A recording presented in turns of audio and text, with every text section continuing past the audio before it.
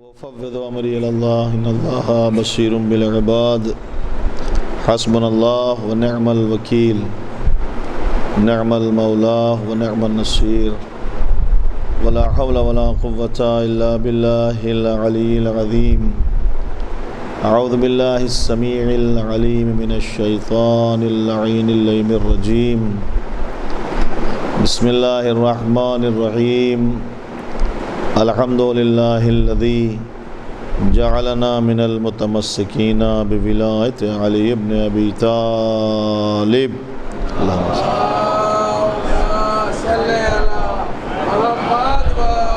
أمير المؤمنين وأولاده المعصومين الذي من تكلم سمع كلامه ومن سكت علم ما في نفسه ومن عاش فعليه رزقه ومن مات فإليه معاده والصلاة والسلام على نبي الأمي القرشي الهاشمي سيدنا ونبينا مولانا أبي القاسم محمد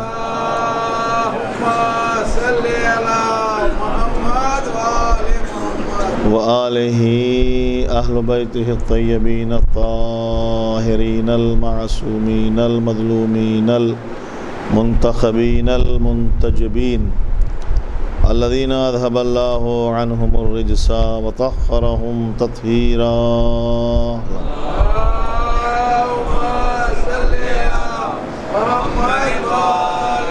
ولعنة الدائمة الباقية المستمرة على أعدائهم أجمعين وغاصبي حقوقهم من الآن إلى قيام يوم الدين أما بعد فقد قال الله سبحانه تبارك وتعالى وقوله الحق في كتابه المبين بسم الله الرحمن الرحيم أفغير دين الله يبغون وله أسلم من في السماوات والأرض طوعا وكرها وإليه يرجعون ایک صلوات پڑھیں محمد وعلیہ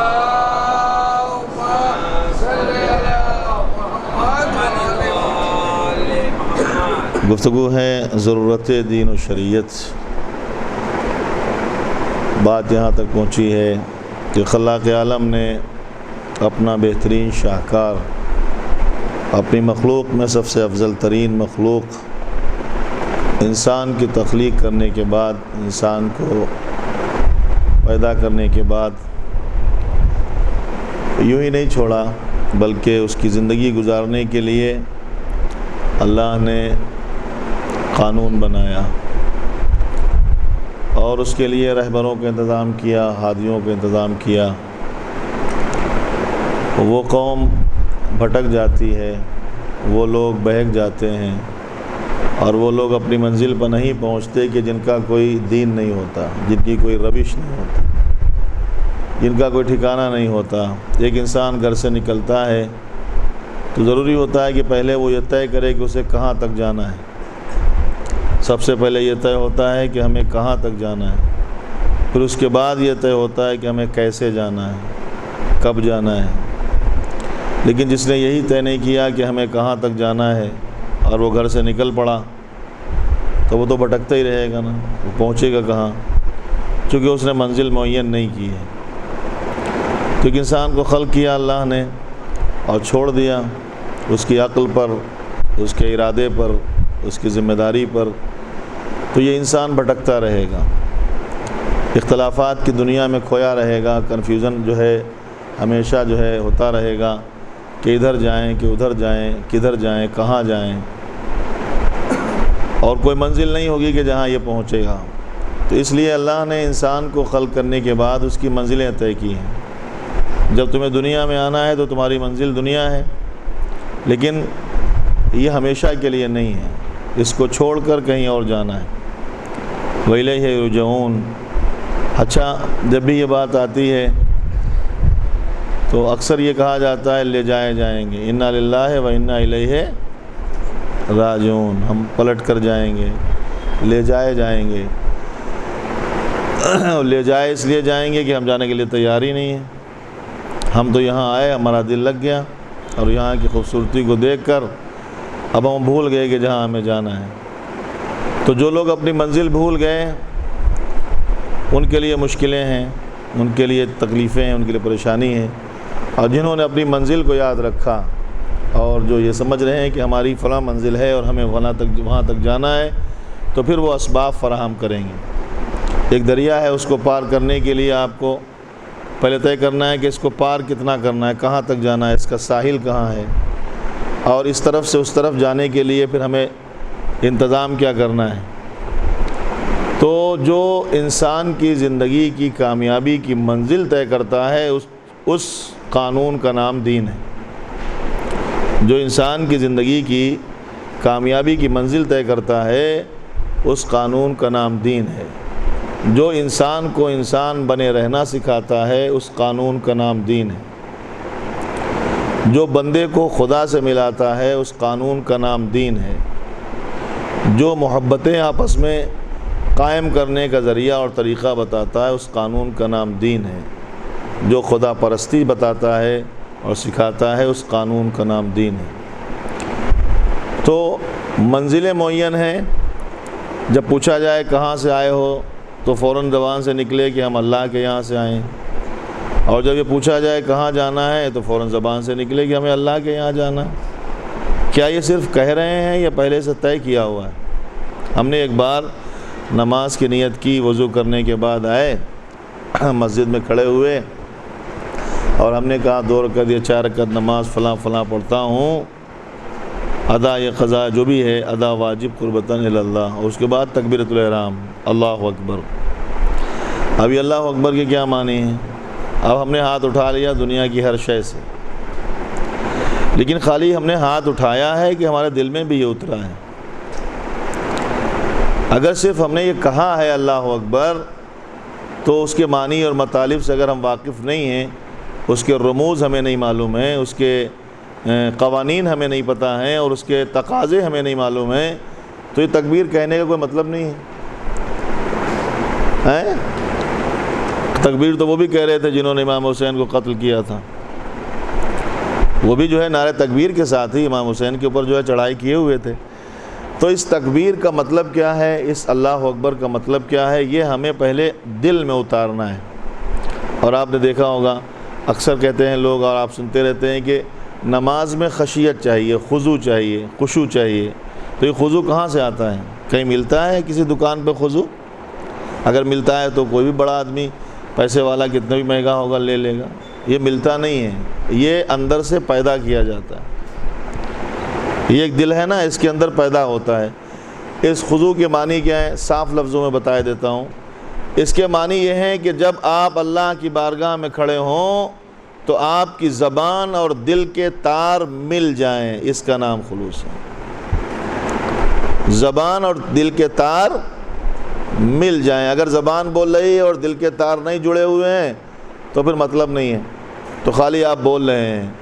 اور جس وقت یہ دونوں تار ایک ساتھ مل جاتے ہیں اس وقت آپ کو خود لطف عبادت آنے لگتا ہے، اور وہی عین قبولیت وقت جو ہوتا ہے، قبولیت دعا کا عین وقت ہوتا ہے، عین وقت قبولیت دعا ہوتا ہے کہ جب انسان کے تار دل اور زبان کے ایک ساتھ مل جاتے ہیں۔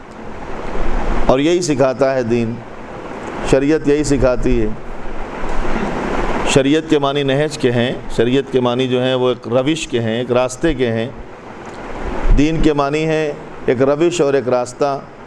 اب دین جب آیا ہے، جس کو دین اسلام کہتے ہیں، جس کو اللہ نے اعلان کیا ہے کہ ہم نے اس کو پسند کیا ہے، اور اس کے بعد یہ آیت جو میں نے پڑھی ہے، اس آیت میں اللہ ان کو کہہ رہا ہے کہ جو اس کے علاوہ اور بہت سارے دین ڈھونڈ رہے ہیں، جبکہ اسلام اس نے بھیج دیا ہے، تو وہ کہتا ہے کہ یہ لوگ اللہ کے علاوہ اور کون سا دین تلاش کر رہے ہیں؟ دین اسلام کے علاوہ جو اللہ نے بنایا ہے کون سا دین تلاش کر رہے ہیں؟ جبکہ انہیں معلوم ہے کہ دنیا کی ہر شے طوعاً و کرہاً، چاہے وہ چاہتے ہوئے یا وہ دل سے یا دل سے نہیں کراہیت کرتے ہوئے، اللہ کے سامنے سرنگو ہے، جھکی ہوئی ہے۔ اور انہیں یہ بھی معلوم ہے وَإِلَيْهِ يُرْجَعُونَ کہ اسی کی طرف واپس پلٹایا جائے گا، لے جایا جائے گا۔ جب ہم سے پوچھا جاتا ہے کہ آپ آئے ہیں کاہے کے لیے آئے ہیں، تو آپ کیا جواب دیں گے؟ ایک آدمی اگر آیا ہے دنیا میں اور اس سے پوچھا جائے آپ کاہے کے لیے آئے ہیں تو وہ اپنے حساب سے اس نے معین کیا.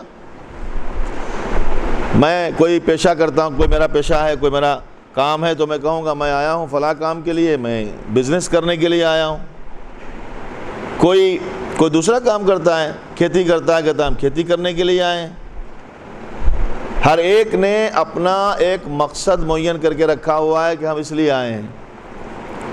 اچھا یہ صحیح بھی ہوتا اگر ہم آئے ہوتے, غور فرما رہے ہیں آپ, اگر ہم آئے ہوتے تو یہ صحیح بھی ہوتا کہ ہم اپنا مقصد معین کر لیتے کہ ہم کس لیے آئے ہیں. لیکن سچی بات یہ نہیں ہے کہ ہم آئے ہیں, بلکہ سچی بات یہ ہے کہ ہم بھیجے گئے ہیں. ہم آئے نہیں ہیں, ہم بھیجے گئے ہیں. جنہوں نے یہ طے کیا ہے کہ ہم آئے ہیں انہوں نے اپنا مقصد زندگی خود طے کیا ہے, اور جو یہ جانتے ہیں کہ ان کو بھیجا گیا ہے تو اب ان کا مقصد زندگی وہ طے کرے گا جس نے بھیجا ہے. سمجھے؟ اب اسی نے سب کچھ بھیجا ہے, اور اتنے بھیجے خراب ہو گئے اس کے بھیجے کو آج تک سمجھ ہی نہیں پائے. اگر واقعی اس کے بھیجے کو سمجھ لیتے تو پھر آج دنیا میں اتنے بھیجے خراب نہیں ہوتے جو ہو رہے ہیں. صلوات بھیجے محمد والا.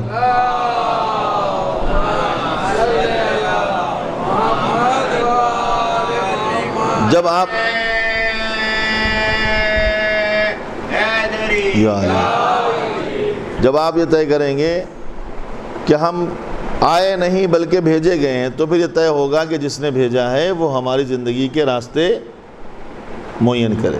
جنہوں نے یہ کہا کہ ہم آئے ہیں, اب انہوں نے کیا کیا, اپنے اعتبار سے زندگی میں دنیا میں مقصد طے کیا, ہمیں یہ کرنا ہے, ہمیں وہ کرنا ہے. دو ہی مقصد ہیں, کمانا ہے اور کھانا ہے. کھانا اس لیے ہے کہ کمانا ہے, کمانا اس لیے ہے کہ کھانا ہے. اب دو ہی مقصد طے ہو گئے نا, یا کمانا ہے, ذریعہ کوئی بھی ہو, یا کمانا ہے یا کھانا ہے. اور اس کے بعد تمام ادیان عالم ایکسپٹ اسلام, علاوہ اسلام کے, علاوہ دین اسلام کے تمام ادیان عالم جو لوگوں نے بنا کے رکھے اپنے مقاصد, وہ یہ کہتے ہیں کہ آنا ہے, جینا ہے, کھانا ہے, پینا ہے اور مر جانا ہے. ایک دن آئے گا مر جائیں گے. سبھی کہتے ہیں, مرنے کا تصور تو سب کے یہاں پایا جاتا ہے نا. کوئی ایسا تو نہیں کہ جو امر ہوگا کہ بھائی ہم مریں گے نہیں, ہم اس مذہب کو مان لیں گے تو ہم مریں گے نہیں. سب کے یہاں یہ تصور پایا جاتا ہے کہ ہم مر جائیں گے. اور تمام ادیان عالم یہ طے کرتے ہیں کہ ہمیں جینا ہے, کھانا ہے, پینا ہے, رہنا ہے, سہنا ہے, اور ایک دن مر جانا ہے. لیکن اسلام کیا کہتا ہے؟ اسلام یہ نہیں کہتا ہے کہ آپ کو مر جانا ہے.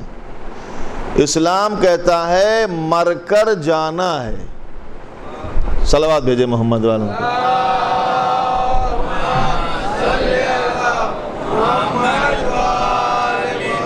وہ یہ نہیں کہتا کہ آپ کو مر جانا ہے. میں نے کسی گفتگو میں آپ کی خدمت میں عرض کیا تھا, وہ یہ نہیں کہتا کہ مر جانا ہے, وہ کہتا ہے مر کر جانا ہے. تو راستہ معین ہے کہ نہیں؟ آپ مر کے جائیں, جانا پڑے گا. خوشی سے جائیں تو بھی جانا پڑے گا, پکڑ کے کھینچ کے لے جائیں تو بھی جانا پڑے گا. تب اس نے راستہ معین کیا کہ تم آئے ہو, خود نہیں آئے ہو بلکہ بھیجے گئے ہو. اور جب بھیجے گئے ہو تو تم اپنی زندگی کے قوانین, گزارنے کا طریقہ, رہن سہن اپنے آپ طے نہیں کرو گے, وہ طے کرے گا جس نے تمہیں بھیجا ہے. اور وہ اتنا پیارا ہے, وہ اتنا محبت کرتا ہے اپنے بندے سے کہ وہ ایک لمحہ بھی نہیں چاہتا کہ اس کا بندہ پریشان ہو. وہ نہیں چاہتا کہ آپ تکلیف میں ہوں. اس کو مزہ نہیں آتا کہ آپ کو تکلیف دے کے پریشان کرتا ہے وہ, کہ نہیں ابھی صبح کی اذان ہو رہی ہے, بہترین نیند آ رہی ہے کہ اٹھو, اللہ اکبر کی صدا آ رہی ہے. نہیں, اس کو پریشان نہیں کرنا ہے. اس نے ان پریشانیوں کے ساتھ جو آسانیاں رکھی ہیں وہ ان سے کہیں زیادہ ہیں. کچھ چیزیں ہمارا جی چاہتا ہے کہ ہم کریں, اس نے کہا نہیں یہ نہیں کرنا ہے, یہ نہیں کرنا ہے. ہم نے نہیں پتہ لگایا کہ بھائی کیوں روک دیا گیا, لیکن اس کو پتہ ہے کہ اس کے لیے مضر ہے, یہ اس کے لیے تکلیف دہ ہے, یہ مضر ہے, یہ نہیں کر سکتا. اگر یہ کرے گا تو اس کے لیے ہلاکت ہے. تو اس نے کہا یہ نہیں کرو. تو اس کو یہ نہیں آتا کہ بھائی ہم آپ کو پریشان کرنا چاہتے ہیں, وہ تو بہت محبت کرتا ہے. اب اس نے سب کو خلق کرنے کے بعد ان کی زندگی کا فیصلہ معین کیا. اب میں ایک لفظ میں آپ کی خدمت میں اس کی تعریف کر دوں. جب آپ نے یہ طے کر لیا کہ ہم کہاں سے آئے ہیں, تو جواب آیا اللہ کے یہاں سے، اور جب یہ طے کر لیا کہ ہمیں کہاں پلٹ کر جانا ہے تو جواب آیا اللہ کے یہاں۔ آنا ادھر سے، جانا بھی ادھر ہے، آنا من اللہ، جانا الی اللہ، آنا من اللہ، جانا الی اللہ۔ تو اب یہ درمیانی راستہ کیسا ہونا چاہیے؟ تو پروردگار سے پوچھے میرے مالک آنا من اللہ ہے، جانا الی اللہ ہے، تو یہ درمیانی راستہ کیسا ہو؟ تو اس نے کہا فی سبیل اللہ۔ اب اٹھو تو فی سبیل اللہ، چلو تو فی سبیل اللہ، بیٹھو تو فی سبیل اللہ، بولو تو فی سبیل اللہ۔ اور آپ کو پتہ ہے اس کا فائدہ کیا ہوگا؟ اس کا فائدہ کیا ہوگا؟ اس سے اللہ کے اور بندے کے رشتے مضبوط ہوں گے، اور جب خدا سے رشتہ مضبوط ہو جاتا ہے تو بڑی بڑی طاقتیں بھی اس کے سر کو جھکا نہیں پاتی ہیں۔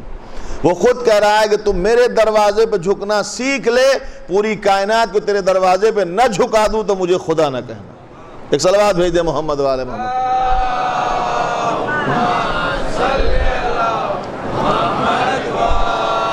اگر آپ کو میری بات پہ بھروسہ نہیں یا علی، تو ہم آپ کو مدینے لے چلتے ہیں، مدینے لے چلتے ہیں۔ ایک دور گزر گیا، دوسرا دور گزر گیا، تیسرا دور، پیغمبر اسلام کے بعد کئی دور گزر گئے، اور جس کو لوگوں نے نگلیکٹ کر دیا تھا، چھوڑ دیا تھا، بلکہ وہ جناب سید زہرا کا وہ جملہ وہ مسائل میں پڑھا جاتا ہے کہ سلام کرنا بھی چھوڑ دیا تھا جناب علی مرتضیٰ کو لوگوں نے، جس کو لوگوں نے نگلیکٹ کر دیا تھا، چھوڑ دیا تھا، اور وہ چٹائی پہ بیٹھا ہے۔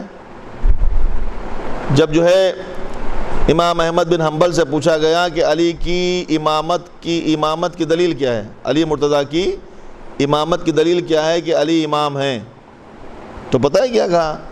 انہوں نے کہا ان کی امامت کی سب سے بڑی دلیل یہ ہے کہ دنیا علی کے دروازے پہ دکھائی دی، علی کسی کے دروازے پہ نظر نہیں آئی۔ امامت علی مرتضیٰ کی یہی سب سے بڑی دلیل ہے۔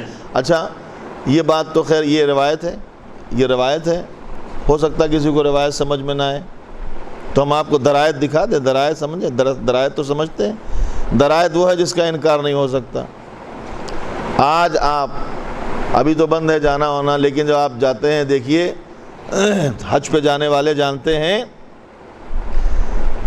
کہ مکے سے جب مدینے زیارت کے لیے جاتے ہیں تو مدینے میں ایک مسجد ہے، بہت بڑی مسجد، اس کا نام ہے مسجد نبوی، اور اس کی توسیع ہو گئی ہے، اب تو کافی بڑی ہو گئی ہے۔ اس کے بہت سارے گیٹ ہیں، بہت سارے دروازے ہیں، ادھر سے گھومیے گھومتے رہیے، پورا جو ہے علاقہ ہے، اور ہر دروازے کے ایک نام ہے۔ وہ نام اس لیے تاکہ پہچان رہے آدمی کدھر جا رہا ہے۔ اس پہ لکھا ہوا ہاذا باب فلاں، ہاذا باب فلاں، یہ فلاں کے نام کا، یہ فلاں کے نام کا۔ اب نام آپ خود ہی جو ہے لیتے رہیے، اب ہر نام ممبر سے نہیں لیا جاتا، آپ سمجھتے رہیے، سب کے نام سے وہ دروازے ہیں، ہر دروازے پہ ایک نام لکھا ہوا ہے۔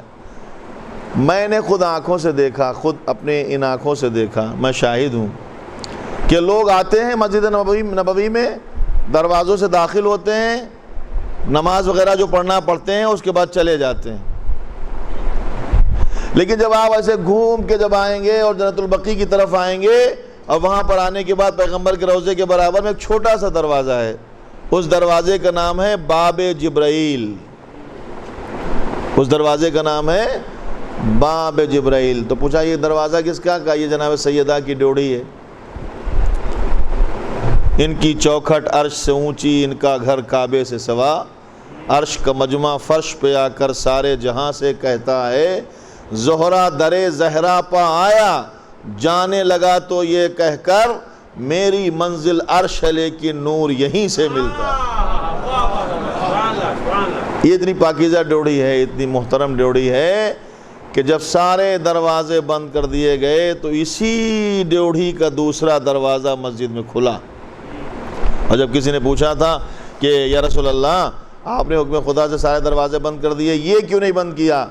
کہ میں کیسے بند کروں، یہ تو وہ دروازہ ہے، یہاں وہ لوگ رہتے ہیں کہ جنہیں جب حرم کی دیوار نہ روک پائی، جن کے لیے خداوند کریم نے کعبے میں دروازہ کھول دیا، یہ ان کا دروازہ ہے۔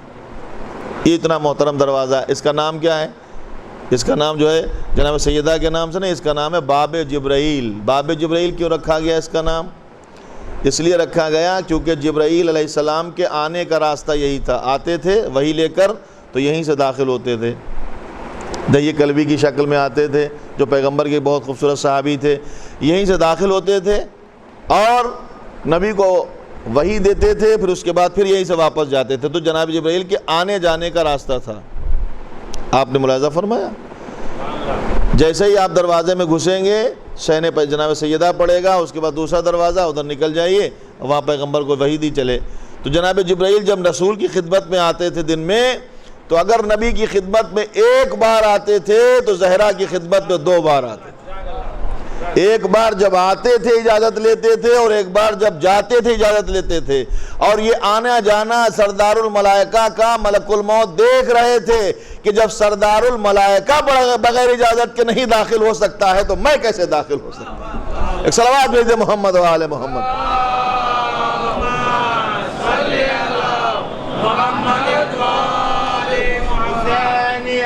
زندہ باد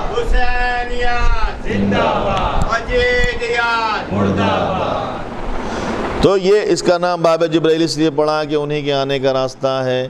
اکثر میں نے دیکھا ہے کہ ایام حج میں سارے دروازے کھلے رہتے ہیں مگر یہی مقفل رہتا ہے، یہ قفل لگا رہتا ہے، بند رہتا ہے، مغلق۔ پوچھا کیوں بھائی یہ کیوں بند ہے؟ تو کہا اصل میں وہ مسئلہ یہ ہے کہ ہماری کتابوں میں لکھا ہوا ہے، ہمارے یہاں لکھا ہوا ہے کہ مسجد نبوی کی زیارت کے لیے باب جبرائیل سے داخل ہونا مستحب ہے، اس لیے بند رہتا ہے۔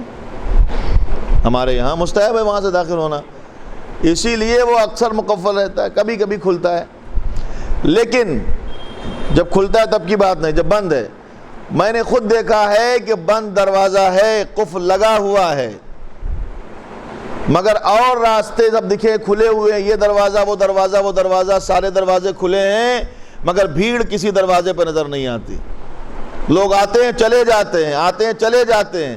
جب واپس پلٹ کر ادھر آیا تو اسی جناب زہرا کی ڈیوڑھی پر ہر ایک کھڑا ہوا نظر آیا، بھیڑ نظر آئی، جھولی پھیلائے ہوئے، کوئی کہتا ہے مجھے صحت چاہیے، کوئی کہتا ہے مجھے دولت چاہیے، کوئی کہتا ہے مجھے ایمان چاہیے، کوئی کہتا ہے مجھے بچے چاہیے، کوئی کہتا ہے مجھے یہ چاہیے، ہر ایک کچھ نہ کچھ مانگ رہا ہے۔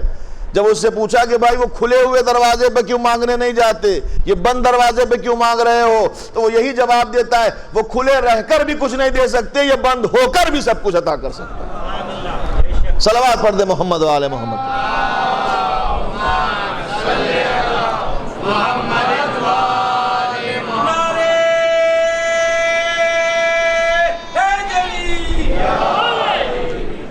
تو یہ امامت کی دلیل ہے کہ علی کسی کے دروازے پہ نظر نہیں آئے، پوری دنیا نظر آئے۔ دیکھیے خلا کے عالم کہتا ہے میرے دروازے پہ جھکنا سیکھ لے، ہر ایک پوری کائنات جھکے گی۔ جب سارے دور گزر گئے، لوگ پریشان ہو گئے، تو اب کس کے پاس آ رہے ہیں؟ اب آ رہے ہیں مولا کی خدمت میں کہ یا علی ہم آپ کی بیعت کرنا چاہتے ہیں، ہم آپ کی بیعت کرنا چاہتے ہیں۔ تو مولا نے بھی پوچھ لیا کہ آج سے پہلے کون سی کمی تھی جو نہیں آئے؟ بھائی اتنے دن گزر گئے، غدیر کے معاملے کو تو آپ کو جانتے ہی ہیں سب، آج سے پہلے مجھ میں کون سی کمی تھی جو میرے دروازے پر میرے پاس نہیں آئے برائے بیعت؟ آج کون سی میرے اندر نئی خوبی پیدا ہو گئی جو آئے ہو؟ تو مجمع نے کیا کہا؟ یا علی نہ کل آپ پہ کوئی کمی تھی نہ آج کوئی خاص خوبی پیدا ہوئی، یہ ہماری کمی تھی کہ جو کل ہم نے آپ کو پہچانا نہیں۔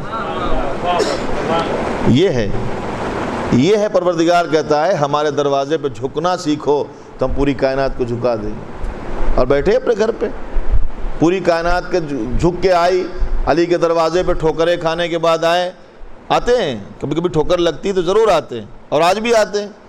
اب یہ کہتے ہوئے آتے ہیں کہ پتہ نہیں مولا متقیان کو جو ہے کسی حد تک مانتے ہو یا نہ مانتے ہو، اتنا ضرور مانتے ہیں کہ علی ہر مشکل میں انسان کی مدد کرتے ہیں، کیونکہ انہیں پتہ ہے کہ اسلام کی ہر مشکل میں علی مرتضیٰ نے مدد کی ہے۔ آئے اور آنے کے بعد کہ ہم بیعت کرنا چاہتے ہیں، تو مولا نے کہا کہ ٹھیک ہے بیعت کریں گے۔ کس کی بیعت ہے؟ نبی کے جانشین کی بیعت ہے، تو میرے گھر میں نہیں ہوگی، مسجد نبوی میں ہوگی۔ چلو مسجد نبوی میں گئے، لوگ گئے کہ اب یا علی مرتضیٰ آئیں گے اور ہم ان کی بیعت کر لیں گے، تو مولا نے گھر میں سے رسول کا ماما پہنا، دوش پر نبی کی ردا ڈالی، پیروں میں نبی کی جوتیاں ہیں۔ اچھا یہ امامہ اتنا بھاری ہے، آپ کو پتہ ہے کتنا بھاری ہے وہ امامہ؟ جناب عباس آئے تھے کہ مجھے ورثہ چاہیے، مولا نے کہا بسم اللہ، رسول اللہ نے کیا چھوڑا ہے، یہ امامہ ہے لے لیجئے، یہ ردا ہے لے لیجئے۔ تو انہوں نے جو ہے امامہ سر پہ رکھ دیا، ردا دوش پر ڈال دی، کہا جائیے، اب اٹھ ہی نہیں پا رہے ہیں۔ یہ رسالت کا بوجھ ہے، امامت کے علاوہ کوئی اٹھا نہیں سکتا۔ یہ امامت کا بوجھ رسالت اٹھاتی ہے، رسالت کا بوجھ امامت اٹھاتی ہے۔ نبی کا امامہ لگا کے آئے، لوگوں نے کہا صحن میں کھڑے ہوں گے، علی کے ہاتھ بیعت کر لیں گے۔ تو مولا متقیان جب داخل ہوئے مسجد میں تو لوگ یہی تھے کہ بھائی صحن میں کھڑے ہوں گے، لیکن نہیں، مولا نے کہا نہیں، نبی کی جانشینی کی بیعت ہے تو جہاں نبی بیٹھتے تھے وہیں پہ بیٹھ کے ہوگی۔ اور نبی عرشے پہ بیٹھتے تھے، لوگ جانتے ہیں کہ عرشہ ہی بچا ہے، باقی سارے زینے تو جو ہے لوگ بیٹھ چکے ہیں ایک کے بعد ایک۔ تو اب مولا متقیان کہاں بیٹھیں گے، چونکہ زینہ تو کوئی بچا نہیں ہے، نبی کا جانشین ہے۔ تو مولا نے جو ہے سارے زینوں کو چھوڑتے ہوئے عرشے پر بیٹھ کے کہا یہ جانشینی کا مطلب ہوتا ہے جگہ پر بیٹھنے والا۔ ایک صلوات بھیج دے محمد والے محمد۔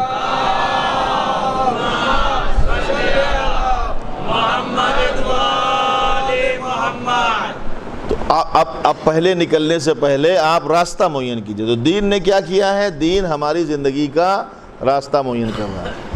اچھا کبھی کبھی ہمارے جوانوں کے ذہن میں یہ آتا ہے کہ ہمارے پاس تو اللہ نے اتنی اچھی عقل دی ہے، ہم بہت عقل مند ہیں، ہوشیار ہیں، اور آج کل تو اور زیادہ ہوشیار ہو گئے ہمارے بچے ماشاءاللہ، اور واٹس ایپ کے کرم سے، نیٹ کے کرم سے ہمارے بچے بہت ہوشیار ہو گئے، اتنے ہوشیار ہو گئے کہ ہم آپ کو بتا نہیں سکتے، وہ ممبر کے بعد جب ملیں گے تو ہم بتا دیں گے۔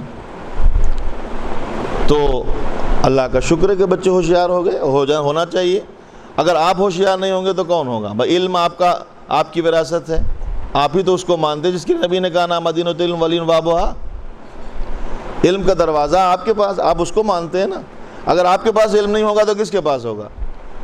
تو اب کبھی کبھی بچے سوال کرتے ہیں کہ کیا ضرورت ہے اتنا پھنسا دیا، ادھر سے یہ کرو، ادھر سے وہ کرو، ادھر سے یہ نہ کرو، ادھر سے وہ نہ کرو، تو چھوڑ دیتا پروردگار یوں ہی۔ عقل ہمارے پاس ہے اور ہم اپنا راستہ معین کر لیتے۔ تو یہ دین کی پابند کیوں بنایا؟ یہ دین کا پابند کیوں بنایا؟ مسئلہ یہ ہے کہ دین کیوں بنایا، اس کی ضرورت کیوں پڑی؟ آپ کبھی جاتے ہیں، اکثر سفر کرتے ہیں، آپ دیکھتے ہیں سفر، تو راستے میں آپ کبھی ایسی جگہ سے گزرے ہیں کہ جہاں ایک ایسا راستہ ہو کہ جہاں جس روڈ سے آپ جا رہے ہیں دونوں طرف ایک جنگل ہی جنگل نظر آئے؟ آپ بور تو نہیں ہو رہے ہیں میری بات سے؟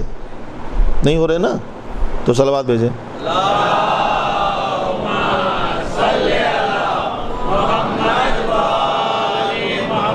میرے پاس دوسرے راستے میں نکل سکتا ہوں، میرے پاس چھوٹی چھوٹی گلیاں بھی ہیں، میں ادھر بھی نکل جاؤں گا، مجھے آتا سب کچھ ہے، لیکن ایک ہی مجلس میں سب نہیں پڑھتا ہوں۔ جتنا آپ جوش میں آئیں گے اتنا ہی میں ہوش میں آؤں گا، سمجھے؟ لیکن یہ بات سنیں، تو جب آپ جاتے ہیں تو کبھی دیکھا ہوگا راستے میں رائٹ یا لیفٹ میں جو ہے جنگل پڑا ہوا ہے، اچھے خوبصورت پیڑ ہیں، سب کچھ ہے، لیکن ہے جنگل۔ اس کو جنگل کیوں کہتے ہیں؟ اس کو جنگل کیوں کہتے ہیں؟ اس لیے کہتے ہیں کہ اس میں پیڑ تو قیمتی ہیں مگر ان کی کوئی ترتیب نہیں ہے۔ ساگون بھی ہے، سکھو بھی لگا ہوا ہے، گل اور بیٹے کے جو بوٹے جو ہے، گل و بوٹے بھی ہیں، بیلیں بھی لٹکی ہوئی ہیں، پھل کے درخت بھی ہیں، بہت ساری چیزیں ہیں، لیکن ان کی کوئی ترتیب نہیں ہے، وہ غیر مرتب ہے، اس لیے اس کو جنگل کہا جاتا ہے۔ اور آپ بتائیں جنگل میں کہ آپ کتنی دیر رکنا چاہیں گے؟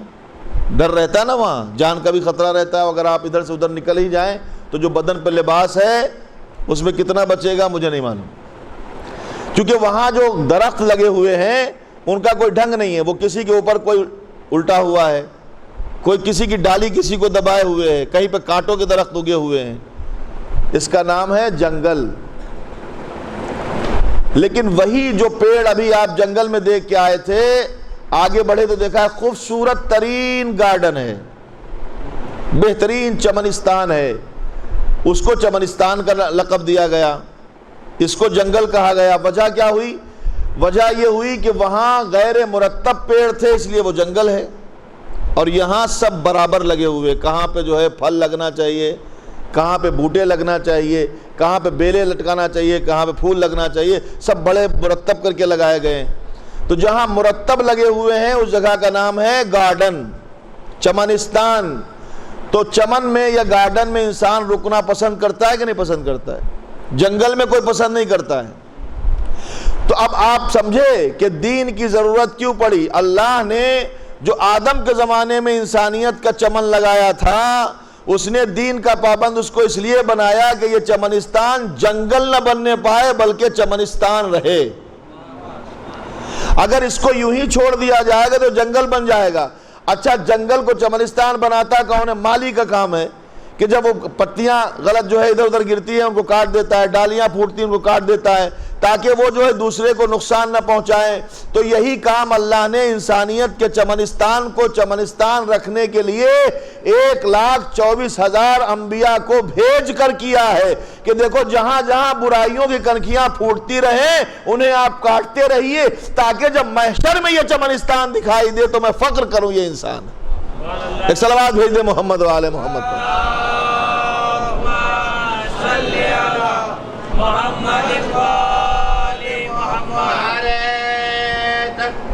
اللہ یا رسول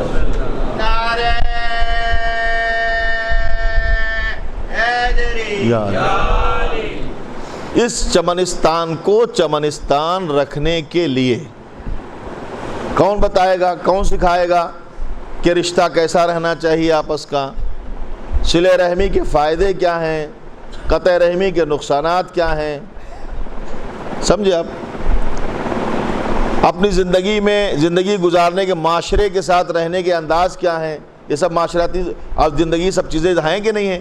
دو رشتے ہیں، ایک رشتہ خالق سے ہے اور ایک رشتہ مخلوق سے ہے۔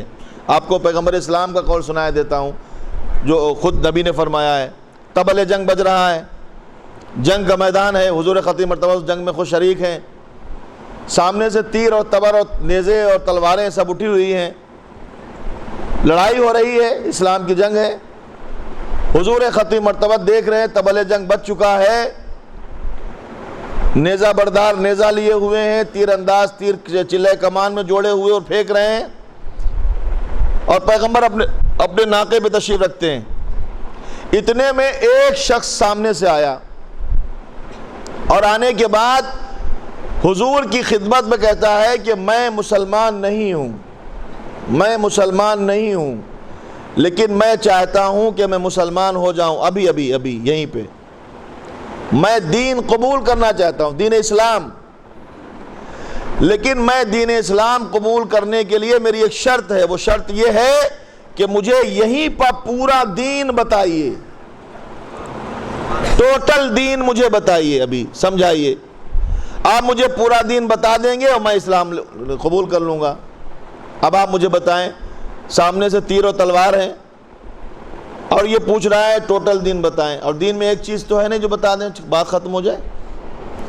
دین میں جو ہے کئی ساری زندگیاں ہیں، نجی زندگی، معاشی زندگی، معاشرتی زندگی، گھریلو زندگی، باہر کی زندگی، عبادت کے جو ہے مسائل، معاملات کے مسائل، تجارات کے مسائل، تو کتنے سارے مسائل ہیں۔ تو اگر بتانے لگے تو پوری لسٹ ہے نا۔ اچھا، سوال سے سوال آپ ملائیے گا، پہلے یہ سن لیجئے، ایک پوری لسٹ ہے۔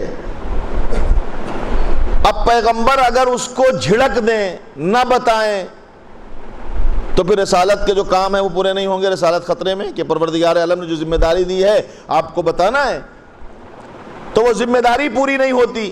اور اگر بتانے لگے تو جان کا خطرہ ہے کہ سامنے سے کوئی تیر، تلوار یا نیزہ نہ آ جائے۔ تو ایسی سچویشن میں حضور کو کیا کرنا ہے؟ اس کو بتانا ہے یا جھڑک کے آگے بڑھ جانا ہے؟ جھڑک کے آگے اس لیے نہیں بڑھ سکتے چونکہ یہ نبوت کے کاموں میں سے کام ہے جو بتانا ضروری ہے۔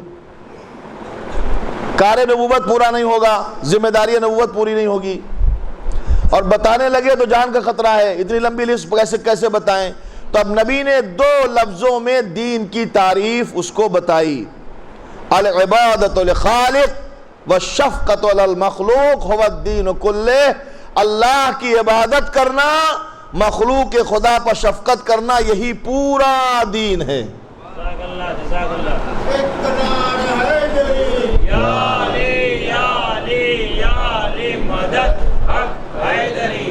اللہ کی عبادت کرنا اور مخلوق پر شفقت کرنا، یہی پورا دین ہے۔ اب یہاں سے لے کر آپ قیامت تک خود آپ اسٹڈی کر لیجئے، ذہن میں دہرا لیجئے کہ وہاں دو ہی مراحل ہوں گے، ایک حقوق العباد کا اور ایک حقوق اللہ کا۔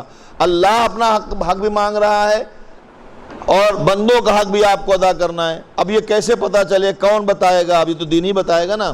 حضرت امام زین العابدین علیہ السلام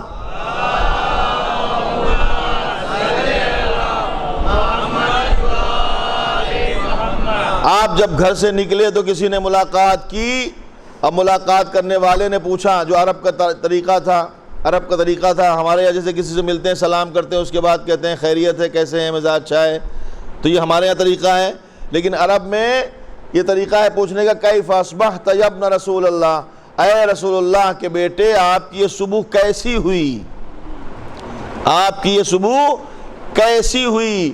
تو امام نے بتایا 8 مطالبہ کرنے والوں کے درمیان میں صبح کی، میں نے 8 ایسے لوگ ہیں جو مجھے صبح اٹھتے ہی سوال کرتے ہیں، ان کے مطالبے ہیں، پورے دن میں پورے کرنا ہے۔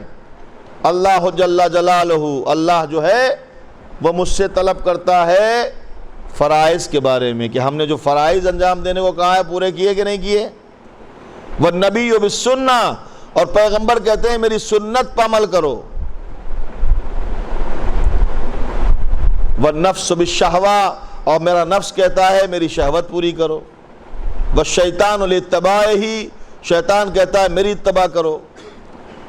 والعیال لقوت، اور ہمارے اہل و عیال کہتے ہیں کہ ہمارے لیے کھانا لاؤ۔ ملک الموت میری روح لینے کے لیے تیار ہے، اور قبر میرا جسم مانگ رہی ہے۔ اتنے لوگوں کے درمیان میں نے صبح کی، اور کامیاب وہ ہے کہ جو شام تک ان سب کے حقوق کو ادا کر کے چلا جائے۔ اسی لیے تو فرمایا ہے، اسی لیے تو کہا ہے۔ جناب بہلول دانا کا مشہور ترین واقعہ، جنید بغدادی بیٹھے ہوئے ہیں اور جناب بہلول دانا کو دیکھا، بہلول دانا بیٹھے، وہ جانتے تھے کہ بہلول دانا ہے، دیوانے نہیں ہیں، مصلحتاً بنے ہوئے، کہہ لے کہ بہلول مجھے آپ سے کچھ پوچھنا ہے، آپ مجھے کچھ سکھائیے۔ تو حضرت بہلول کہنے لگے کہ میں سکھا تو سکتا ہوں، لیکن شرط یہ ہے کہ پہلے میں آپ کے ذہن کا امتحان لوں گا کہ آیا میری بات آپ سمجھ پائیں گے۔ دیکھیے پھر میں ایک جملہ کہہ دوں، کسی سے سوال کرنا اور سوال کا جواب مل جانا کافی نہیں ہے، کسی سوال کا جواب مل جانا کافی نہیں ہے، ضروری ہے کہ سوالی مطمئن ہو جائے۔ اب آپ مجھے بتائیں، قرآن کی کسی بھی آیت کا سوال کرنے پر جواب دے کر مطمئن کرنا سوائے محمد والے محمد کو اور کسی کو نہیں آتا ہے۔ کون مطمئن کرے گا؟ قرآن کی آیات، اب قرآن کی آیات کو جو ہے اگر آپ پڑھیں گے بھی تو ان کے ترجمے آپ کے پاس ہے، ترجمہ پڑھ لیا، لیکن ترجمہ سے کام چلنے والا نہیں۔ اس کی وجہ یہ ہے کہ قرآن میں صرف لفظ آئے ہوئے ہیں، لہجہ نہیں ہے، لہجہ نہیں ہے، کسی نے سنا نہیں ہے کہ کس لہجے میں کہا گیا ہے۔ لہجہ بدلنے سے معنی بدل جاتے ہیں، آپ سمجھے کہ نہیں سمجھے؟ لہجہ بدلتا ہے، معنی فوراً بدل جاتے ہیں۔ ایک انسان سے کہو ماشاءاللہ آپ بڑے عالم ہیں، تو یہ ہوئی تعریف، اور ذرا کھینچ دیں آپ بڑے عالم ہیں، بات تو ایک ہی ہے نا، جملہ ایک ہے، لیکن ایک تعریف ہے اور ایک تضحیک ہے، تو لہجہ بدلا نا۔ تو اب قرآن مجید میں جو آیتیں ہیں اللہ نے کس لہجے میں کہی ہیں کون بتائے گا؟ کس لہجے میں کہی ہے کون بتائے گا؟ ہم سے پوچھیں گے تو ہم تو یہی کہیں گے جس کا لہجہ اسے پسند ہے اسی سے پوچھے، اس لہجے میں کہا۔ تیروں کے مسلح پہ جو سجدہ نہیں ملتا، تیروں کے مسلح پہ جو سجدہ نہیں ملتا، دنیا کو عبادت کا طریقہ نہیں ملتا، دنیا کو عبادت کا سلیقہ نہیں ملتا، شبیر جو نیزے پر تلاوت نہیں کرتے، قرآن کی آیات کو لہجہ نہیں ملتا۔ صلوات بھیجے محمد و آل محمد۔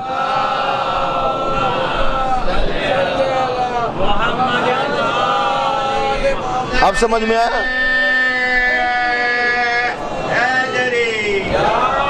اب سمجھ میں آیا کیوں کہہ رہے تھے مولا مجھ سے پوچھو، مجھے معلوم ہے کون سی آیت کب نازل ہوئی، کہاں نازل ہوئی، کیوں نازل ہوئی۔ سفر میں، حضر میں، پہاڑوں میں، میدان جنگ میں، رات میں، دن میں، چادر کے اندر یا چادر کے باہر، ہم بتائیں گے۔ تو لہجہ جب تک سمجھ میں نہ آئے تو سوال کر لینا کافی نہیں ہوتا، سوال کا جواب تب کافی ہوتا ہے جب سامنے والا سائل مطمئن ہو جائے۔ دین کے مسائل میں اگر کوئی مطمئن کر سکتا ہے تو محمد عربی ہیں یا ان کے بعد وہ ہیں جنہیں محمد عربی نے اپنی جگہ پر چنا۔ کہا کہ میں دیکھوں گا تمہارے دماغ میں ہماری بات آئی ہے کہ نہیں آئے گی، بہت ساری باتیں آتی بھی نہیں ہیں نا۔ اگر آپ کا ذہن اس لائق ہوگا کہ میری بات سمجھ پائیں تو ٹھیک ہے، تو ہم آپ کو سمجھائیں گے۔ انہوں نے کہا ٹھیک ہے پوچھو۔ تو انہوں نے کہا بتاؤ انسان کو تم کھانے کے بارے میں کیا کہتے ہو؟ کہا انسان کو کم کھانا چاہیے۔ تو کھڑے ہو کے کہنے لگے تمہیں کھانے کی تمیز نہیں۔ کہا سونے کے بارے میں کہا کم سونا چاہیے، تمہیں سونے کی بھی تمیز۔ 2-3 بار ایسا ہوا، بہرحال میں جلدی سرچ کر دیتا ہوں۔ تیسری بار پھر کہا کہ بولنا کتنا چاہیے، کہا کم بولنا چاہیے۔ تو جناب بولول کہنے لگے نہ تمہیں کھانے کی تمیز، نہ بولنے کا تمیز، نہ سونے کا تمیز، میں تمہیں کیا سکھاؤں۔ اچھا وہ بھی بہت بڑے عالم تھے اپنے دربار کے، تو انہوں نے شکایت کر دی کہ بولول میری بے عزتی کر رہے ہیں۔ تیسری بار جب انہوں نے بے عزتی کر دی تو ان کو بلا لیا گیا، بولول کو ڈھونڈ کے لاؤ۔ کھنڈر میں تھے، کہیں سے پکڑ کے لائے گئے۔ اچھا اور دربار میں سینہ تان کے کھڑا ہونا یہ بھی علی والے کا کمال ہے، نہیں سمجھے آپ؟ دربار میں سینہ تان کے کھڑا ہونا یہ بھی علی والے کا کمال ہے۔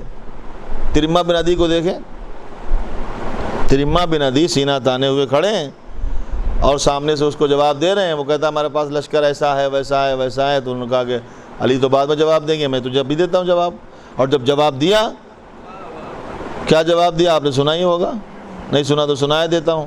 کہا میرے پاس ایسا لشکر ہے جو رائی کے دانے کی طرح بکھر جاتا ہے، ایک روایت یہ ہے۔ دوسری روایت یہ ہے کہ میرے پاس ایسا لشکر ہے کہ جو ستاروں کے مانند ہے۔ تو جناب ترمہ نے کہا کہ اگر تیرے پاس رائی کے دانے کے برابر لشکر ہے تو علی کے پاس ایک شتر مرغ ایسا ہے جس کا نام مالک اشتر ہے، سارے دانوں کو چن جائے گا۔ اور جب ایسا بے باک جواب دیا تو اسے کیا کہا پتہ؟ شام کا حاکم ہے، تخت پر بیٹھا ہوا ہے، سامنے تلواریں ہیں۔ جناب ترمہ بن عدی سے کہتا ہے کہ ڈرتے نہیں ہو مجھ سے؟ کہا نہیں میں کیوں ڈروں گا، میرے پاس تلوار ہے گردن کاٹ دوں گا۔ کہا ہو سکتا ہے، میں تب بھی نہیں ڈرتا، تلواریں، تیر، حکومت سب کچھ تیرے پاس ہے، مگر تیرے دربار میں تجھ سے نہیں ڈرتا۔ کہ اس کی وجہ کیا ہے؟ کہ اس کی وجہ یہ ہے کہ مجھے میرے مولا پر یقین ہے، میرے مولا پر یقین ہے۔ کہ وہ کیسے؟ کہ جب میں چلا تھا کوفے سے تو میرے مولا علی نے فرمایا تھا کہ ترمہ اگر قاتل سینے پہ سوار ہو اور چھری گردن پہ ہو تب بھی علی کو بلا لینا، نہ پہنچ جاؤں تو ابو طالب کا بیٹا نہ کہے۔ صلوات بھیج دے محمد و آل محمد۔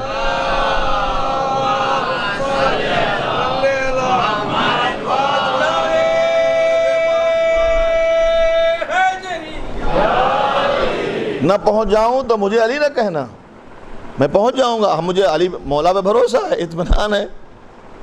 ہاں تو سینہ تانے ہوئے کھڑے ہیں۔ کہ کیا ہوا، کیوں بلایا؟ سامنے حاکم ہے، کیوں بلایا؟ کہا تم نے ان کی بے عزتی کیا ہے۔ کہ بے عزتی اس کی ہوتی جس کی کوئی عزت ہوتی۔ بھائی اہل بیت کے دروازے سے باہر جائیں کہاں عزت ملی؟ قرآن پڑھ لیجئے نا، وَلِلَّهِ الْعِزَّةُ وَلِلرَّسُولِ وَلِلْمُؤْمِنِينَ۔ اللہ کے لیے عزت ہے، اس کے رسول کے لیے عزت ہے، اور وہ مومن ہے۔ اور سیدھی سی بات ہے، مومن تو وہی ہے جو کل ایمان کو مانتا ہے نا۔ کل ایمان سے ہٹ کے، کل ایمان کا مطلب سے کل ٹوٹل ایمان۔ بٹ ٹوٹل ایمان جس کے پاس ہے، اب اس کے علاوہ کہاں ڈھونڈیں گے آپ؟ ایمان سارا تو یہاں ہے نا۔ کل ایمان کے معنی سمجھیے نا، ٹوٹل ایمان تو یہاں ہے، اب اس کے علاوہ کہیں اور جائیں گے تو ایمان تو یہاں ہے نا۔ جب تک یہاں متمسک نہیں ہوں گے مومن ہو ہی نہیں سکتے۔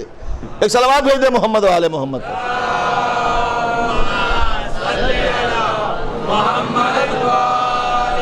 بقول حضور خطیب مرتبت، جو مخبر صادق ہیں، جن کو اللہ نے جن کے زبان کی ذمہ داری لی ہے کردار و زبان کی، وہ خود کہہ رہے ہیں کہ کل ایمان یہ ہے۔ تو ٹوٹل ایمان تو یہاں ہے، تو باقی آپ ڈھونڈ کیا رہے ہیں؟ کہاں ڈھونڈ رہے ہیں؟ کیا ڈھونڈ رہے ہیں؟ تو کہا کہ ہم نے تو کچھ نہیں کیا ہے، انہوں نے پوچھا تھا مجھ سے کہ میں کچھ ان کو سکھاؤں، تو میں نے اپنے شاگرد کا امتحان لیا۔ ہم نے پوچھا، اور بہت سارے علماء بیٹھے ہوئے تھے، کہا اچھا ان کو چھوڑو اور سب بتائیں۔ دربار میں تھے، کہا سب بتائیں جتنے بیٹھے ہیں سب. تو سب نے کہا کہ انہوں نے صحیح کہا ہے بولول، جنید بغدادی صحیح کہتے ہیں. تو بولول نے کہا کہ میں تو سمجھتا تھا ایک ہی جاہل ہے. تو ماشاءاللہ پوری فوج ہے، پوری فوج ہے. یہی تو ہوا نا دین میں جو خرابیاں پیدا ہوئیں، جو میں کل عرض کر رہا تھا آج وہ رہ گیا. تو اس کی وجہ یہی ہوئی کہ صحیح منزل پر نہیں پہنچے. نبی نے یوں ہی نہیں کہہ دیا تھا کہ محبت میں کہہ دیا، رشتہ داری میں کہہ دیا، دوستی میں کہہ دیا. مسلمانوں نے نبی کی زندگی دو جگہ بانٹی ہوئی ہے، ایک گھر کی زندگی اور ایک سرکاری زندگی. کہتے ہیں کہ نبی جو گھر میں کرتے تھے وہ گھریلو باتیں تھی، نجی زندگی تھی. جو مسجد میں کرتے تھے وہ سرکاری کام تھا. اور اتفاق ایسا ہے کہ جتنے بھی کام اہل بیت کے حوالے سے کیے سب مسجد میں کیے، اور سب سرکاری کام ہیں. کاندھے پہ بٹھانا، سجدے کو طول دینا، ناقہ بن جانا، علی مرتضیٰ کے آنے پر کھڑے ہو جانا، جناب سیدہ کا احترام کرنا، یہ سب مسجد میں کیے ہیں. سرکاری کام ہے کہ نہیں ہے؟ یوں ہی تھوڑے پیغمبر نے کہہ دیا کہ انا مدینۃ العلم والیون بابا. یہ کوئی معمولی جملہ ہے؟ میں شہر علم ہوں. اب کسی نے جو ہے اس پہ جو ہے ٹکڑا لگا دیا. اب وہ تو نا ڈنڈی تو مار دیتے نا لوگ، حدیثوں میں ڈنڈی مار دی انہوں نے. کہنے کوئی بات نہیں، رسول نے کہا ہم شہر علم ہیں، فلاں صاحب اس کی کھڑکی ہیں، فلاں صاحب اس کی چھت ہیں، فلاں صاحب اس کا فلاں ہے. تو مجھے کون سے اعتراض ہے بھائی؟ میں تو فلیکسیبل آدمی ہوں. اگر کوئی کھڑکی لگانا چاہتے ہیں تو یہ بھی تو بتا دیں. کھڑکی تو دونوں جگہ ہوتی ہے، بیڈ روم میں بھی ہوتی ہے، باتھ روم میں بھی ہوتی ہے. ایک صلوات بھیجے محمد والے محمد کو، سب جگہ کھڑکی. آپ اچھے خاصے شہر کوئی گھر بنائے دے رہے ہیں، ہم کیا کریں بھائی؟ ہم کوئی کسی سے جھگڑا تھوڑے کرنے جا رہے ہیں. تو یہ معمولی کام نہیں ہے. ٹوٹل علم اس شہر میں ہے. اگر چاہیے تو یہاں اس دروازے سے آئیے. علم آئے گا کہاں سے؟ کہا میں تو سمجھتا تھا ایک جاہل، سب جاہل ہیں، در اہل بیت سے الگ ہے. سب نے کہا کہ دیکھا ایسا کیا. یہ جو ہے بولول ایسا، تو اس نے کہا اگر صحیح جواب نہ دیا تو بولول گردن اڑا دیں گے. کہا اور ظالم کے پاس ہوتا ہی کیا ہے؟ جب اس کو صحیح جواب کو اس کے پاس خود نہیں جواب ہوتا ہے تو وہ گردن مارتا ہے. دیکھا نا آپ نے، ایک جو ہے کبھی بھی آج بھی بہت سارے مقامات پر، یہاں تو الحمدللہ آپ بہت خوش نصیب ہیں کہ آپ ایسے ملک میں ہیں کہ آپ اطمینان سے بیٹھے ہوئے حسین کا ماتم کرتے ہیں. لیکن کبھی کبھی ایسا ہوتا ہے مجلس میں جانے والا راستے میں جا رہا، گردن مار دی. کیوں مار دی؟ کہ مجلس میں نہ جائے. ایک مجلس جو ہے اس کو روک دیں. لیکن یہ مارنے والے یہ نہیں جانتے جس کو مارا ہے اس کے مرنے پر 3 مجلسیں پکی. اب آپ سمجھے یا نہ سمجھیں؟ 3 مجلسیں پکی، سویم کی، چہلم کی، برسی کی. ایک روکنے گئے تھے، 3 بڑھ گئی کہ نہیں بڑھ گئی؟ ایک صلوات بھیجے محمد والے محمد پر. پکی ہوتی دھرو گورا حافظہ نباشت.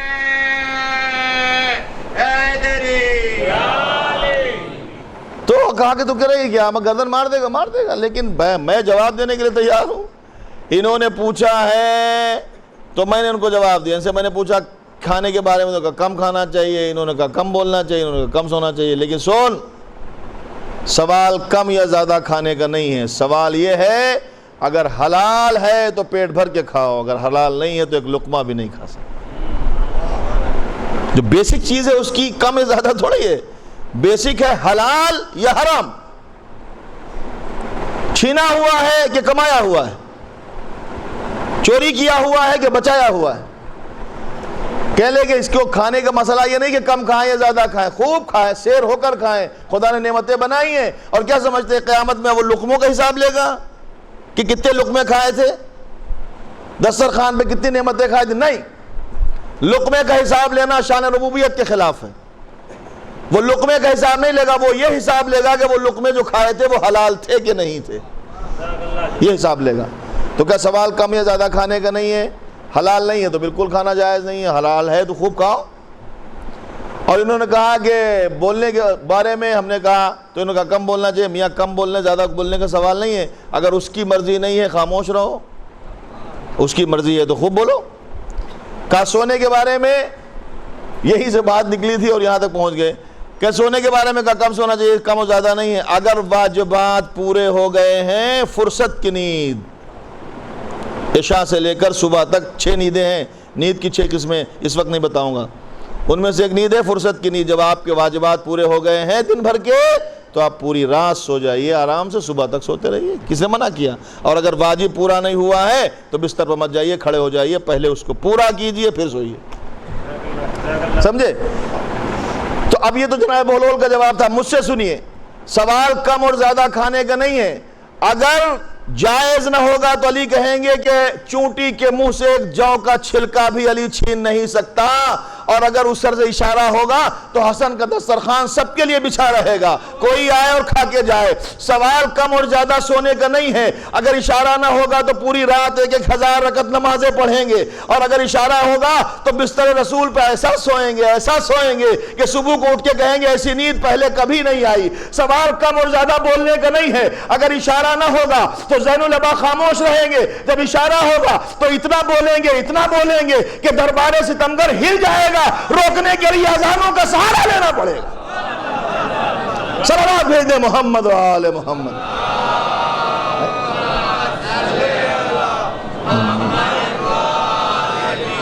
جب ادھر سے اشارہ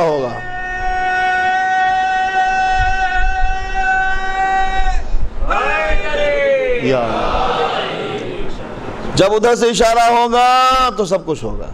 ادھر سے اشارہ نہیں, خاموش ہے. اس نے کہا خاموش تو خاموش, صبر تو صبر, امتحان تو امتحان, ابتلا تو ابتلا. اب کبھی سوال ہوتا ہے, اس سوال کا جواب میں دوسری مجلس میں کسی مجلس میں دوں گا کہ یہ کیسے ہو سکتا ہے, دونوں ایک ہی نبی کے نواسے ہیں, ایک جنگ کر رہا ہے اور ایک صلح کر رہا ہے. تو لوگ پریشان ہیں. علی مرتضیٰ کے مسائل حل کرنے پہ لوگ پریشان ہیں. آج بھی جو کہتے ہیں کہ وہ علی آتے تھے مسائل حل کرنے کے لیے, ہاں آتے تھے بھائی, کیوں نہیں آئیں گے؟ دین کا درد کس کو ہوگا؟ شریعت کا درد کس کو ہوگا؟ کسی اور کو ہوگا, باہر والے کو ہوگا. محنتیں انہوں نے کی ہیں, شب ابو طالب میں انہوں نے گزارے ہیں دن. کوئی دکھائی دیا اور دکھائے بتائے مجھے حضرت ابو طالب کے علاوہ؟ جہاں جہاں ضرورت پڑی ہے حضرت ابو طالب کی ہی جو ہے اولاد نظر آ رہی ہے. مرجل بحرین سے نکلے ہوئے موتی ہی ہر جگہ کام آ رہے ہیں. تو گفتگو یہ ہے کہ آپ اپنی منزل کو معین کریں, تب گھر سے نکلیں تاکہ آپ کا راستہ مکمل ہو, منزل پہ پہنچ جائیں. اس منزل کو معین کرنے کے لیے اللہ نے دین بنایا ہے تاکہ آپ کہیں پہنچ جائیں. اور یہ جو عزاداری حسین ہے, ذکر حسین ہے, چونکہ حسین محافظ دین ہیں. میں نہیں کہتا میری بات آپ نہ مانیں تو اپنی بات تو مانیں گے. دیکھیے ہندوستان میں جب اسلام پھیلا ہے اور اسلام کا سلسلہ شروع ہوا ہے تو باہر سے آنے والے آئے تھے, قرآن لے کر آئے تھے, اہل بیت لے کر آئے جو نبی نے چھوڑا تھا. قرآن تو لوگوں نے بھلا دیا, نہیں یاد رکھا, لیکن آج بھی اس کے نام سے اہل بیت کا ذکر جڑا ہوا ہے. چلے جائیے اجمیر شریف, مین گیٹ پہ لکھا ہوا ہے شاست حسین, بادشاست حسین, دین است حسین. حسین دین کا نام ہے, اور صرف دین کا نام نہیں ہے, دین پناست حسین. اب اس پہ ہم تھوڑی سی گفتگو کرتے ہیں لیکن ابھی ٹائم نہیں ہے. دین کو پناہ دینے والا حسین ہے. تو یہ جو دین آج دکھائی دے رہا ہے یہ حسین کے پناہ دیا ہوا دین ہے.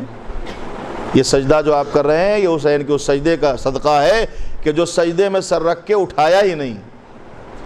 سجدہ طولانی کب تک ہوتا ہے؟ جب تک سر نہ اٹھایا جائے. حسین سے زیادہ طولانی کوئی سجدہ کر سکتا ہے؟ فرشتے بھی جو ہے سجدہ کر رہے ہیں, لیکن نہ معلوم کبھی ہو سکتا ہے جب پروردگار عالم نے محفل سجائی تھی آسمان پہ تو سب کو اٹھایا تھا, یہاں بیٹھو ہم تمہیں فضائل اہل بیت سناتے ہیں, اعلموا یا ملائکتی و سکان سماواتی. تو ہو سکتا ہے انہوں نے سجدے سر اٹھا کے آئے ہوں, لیکن حسین نے ایک بار سجدے میں سر رکھا تو اب خود نہ اٹھایا, اب کٹ گیا تب اٹھا اور بلند ہوا. سر تو نیزے پہ چڑھ کے بول اٹھا, شمر حیران ہے کٹا کیا ہے. یہ بول رہا ہے, یہ دین کا پیغام پہنچا رہا ہے, اور ہم نے اس کو دل و جان سے مان لیا ہے, اپنی زندگی میں بسا لیا ہے کہ ہم اپنا غم بعد میں کریں گے, حسین کا غم پہلے کریں گے. کیونکہ ہم تو اپنے غم میں رونے کے لیے موجود ہیں, ہمیں کوئی روکتا بھی نہیں ہے. جب کوئی روتا ہے, کسی کے کوئی جدا ہو جاتا ہے تو بلکہ لوگ آتے ہیں, تعزیت دیتے ہیں, سینے سے لگاتے ہیں, سر پہ ہاتھ پھیرتے ہیں. بچوں کے اگر چھوٹے بچے کسی کے یتیم ہو گئے خدا نخواستہ تو بزرگ آگے کہتے ہیں آج سے ہمیں اپنا باپ سمجھنا, لیکن کربلا میں ایسا نہیں تھا. ایک بچی تھی 4 سال کی، کھڑی تھی دروازے خیمے پر کہ میرا بابا گیا ہے، بابا گیا ہے۔ دیکھ چکی ہے یتیمی کسے کہتے ہیں۔ یتیموں کو کانوں میں گوشوارے پہنائے جاتے ہیں، لیکن ہائے حسین کی بچی کے تو گوشوارے چھین لیے گئے، حسین کی بچی کے گوشوارے چھین لیے گئے۔ جناب سیدہ کی بیٹی زینب کو یہی قلق ہے کہ کوئی آ کر مجھے تسلی بھی دینے نہیں آیا، کسی نے آ کے ہمیں دلاسا بھی نہیں دیا۔ جب قافلہ کربلا سے جا رہا تھا تو ایک مرتبہ قافلہ رکا ہے، کہا کیوں رکا ہے؟ کہا سکینہ نظر نہیں آتی، سکینہ کہاں ہے، سکینہ کہاں ہے؟ بعض روایتیں کہتی ہیں شمر ملعون ڈھونڈتا ہوا گیا تو کیا دیکھتا ہے، سکینہ اپنے باپ کے سینے پر سو رہی۔ اس ملعون نے اٹھایا نہیں ہے بلکہ بالوں سے پکڑ کر سکینہ کو گھسیٹ اور رخسار پر تماچا لگا دیا۔ آپ مجھے بتائیں، آپ تصور کریں ایک 4 سال کی بچی اگر کہیں کھڑی ہے، کسی نے اس کے منہ پہ اگر تماچا مار دیا تو کوئی بھی بگڑ جاتا ہے کہ تمہیں شرم نہیں آتی؟ یہ 4 سال کی بچی اور اتنا بڑا تماچا تم نے اس کے منہ پہ مار دیا۔ کوئی نہیں پوچھتا ہے کہ اس کا مذہب کیا ہے، اس کا دین کیا ہے، کوئی بھی بگڑ جاتا ہے۔ انسانیت ہے نا یہ، لیکن کربلا میں یہ انسانیت نہیں تھی۔ اتنے تماچے لگائے جا رہے تھے، اتنے تماچے لگائے جا رہے تھے کہ جس کی وجہ سے رخسار نیلے ہو گئے تھے، نیلے رخسار نیلے ایسے معمولی تماچے کا کھانے سے نہیں ہوتے ہیں، بار بار مارا جائے، بار بار مارا جائے۔ اور جب باندھ کے لے جایا جا رہا تھا رسی میں تو گلا بدھا تھا۔ نہیں بیان کر سکتا میں، نہیں بیان کر سکتا۔ جو تاریخیں جو آئی ہیں یہ ادھر سے ہی لوگوں نے لکھ کے بھیجا ہے، لیکن جو اوریجنل مصائب ہیں وہ جناب سید سجاد جانتے ہیں۔ یہی وجہ ہے کہ جب امام کے سامنے پانی آتا تھا تو سکینہ کی پیاس یاد آتی تھی۔ وہ پیاس ہمیں نہیں معلوم وہ احساس کیا ہے، چونکہ اس پیاس کا احساس جناب سید سجاد کو ہے۔ اور کہتے ہیں کہ وہ پانی مضاف ہو جاتا تھا، امام پھینک دیتے تھے، وضو کے لائق نہیں رہتا تھا۔ اگر آپ کہیں آنکھوں سے چند آنسو گر جائیں تو اتنی جلدی پانی مضاف نہیں ہوتا آنسوؤں سے، بلکہ لکھا ہے امام خون کے آنسو رویا کرتے۔ منہال نے جب پوچھا تھا مولا کب تک روئیے گا، مولا کب تک روئیے گا؟ اجرکم اللہ، خدا کوئی غم نہ دے غم آل محمد کے سوا، خدا آپ کے گھروں کو آباد رکھے، حسین کے اجڑے ہوئے گھر کے صدقے۔ کسی بھائی سے ایسے کوئی بھائی جدا نہ ہو جیسے عباس حسین سے جدا ہوئے، کسی باپ کا بیٹا اس طرح تڑپ کے نہ مرے جیسے علی اکبر حسین کے بیٹے تڑپ کے دنیا سے گئے، کوئی چھوٹی سی بچی اپنے باپ کے لیے ایسے نہ تڑپے جیسے سکینہ تڑپ رہی۔ مولا کب تک روئیے گا؟ مولا نے کہا منہال تم نے انصاف نہیں کیا۔ کہا کیوں مولا؟ کہا یعقوب کا ایک بیٹا یوسف جدا ہوا، اتنا روئے آنکھیں سفید ہو گئی۔ ارے میرے تو کربلا میں ایک دن میں 18 یوسف مارے گئے، 18 یوسف مارے گئے۔ مولا شہادت آپ کی میراث، بس اسی جملے نے امام کو جو ہے تڑپایا ہے، زندگی بھر امام تڑپتے رہے، اسی جملے نے تڑپایا ہے۔ مولا شہادت آپ کی میراث ہے۔ کہا ہاں منہال شہادت ہماری میراث یقیناً ہے، لیکن ماں بہنوں کا کلیسا، بھرے ہوئے بازاروں میں جانا اور ایک منادی کا کہنا یہ نبی کی بیٹی ہے انہیں پہچانو، یہ ہماری میراث نہیں ہے۔ منہال یہ ہماری میراث نہیں ہے، ہمیں وہ منظر بھولتا نہیں ہے کہ جب بھرے ہوئے بازاروں میں زینب کھلے سر تھی، ایک منادی کہہ رہا تھا یہ نبی کی بیٹیاں۔ کیا منہال یہ بھی ہماری میراث ہے؟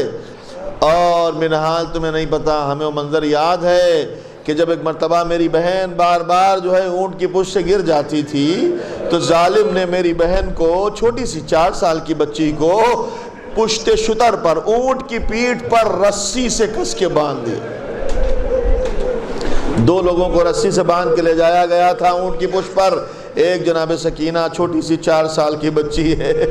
ارے میں کیسے بیان کروں، اولاد والے ہیں آپ، میں بھی اولاد والا ہوں، نہیں بیان ہوتا، لیکن میں اشارہ کر کے گزر جاؤں گا۔ سوچئے گا آپ، 2 لوگ بندے تھے، ایک جناب سکینہ اور ایک جناب سید سجاد، جناب سید سجاد بخار کی وجہ سے بار بار نقاہت کی وجہ سے ڈھلک جاتے تھے، ایک طرف کو گر جاتے تھے، تو ظالم نے کیا کیا، جناب سید سجاد کے دونوں پیروں کو اونٹ کی پیٹ سے باندھ دیا، اور جناب سیدہ کی پوتی سکینہ کو اونٹ کی پشت سینے کے بل لٹایا اور رسی سے کس کے باندھا۔